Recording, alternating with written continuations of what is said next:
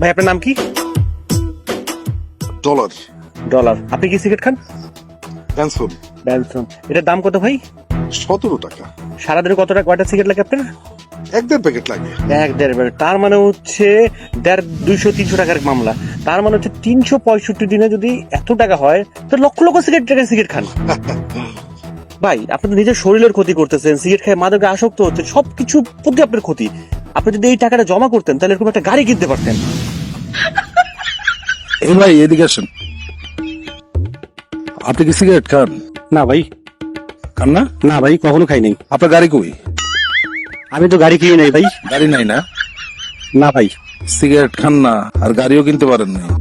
আমার লোক আইসা আলগা পিড়িত দিতেছেন, পরামর্শ দিতেছেন। আপনি জানেন এই গাড়িটা আমার? আমি সিগারেটও খাই আবার গাড়িও কিনছি। সব জায়গায় সফল বিধি করস না?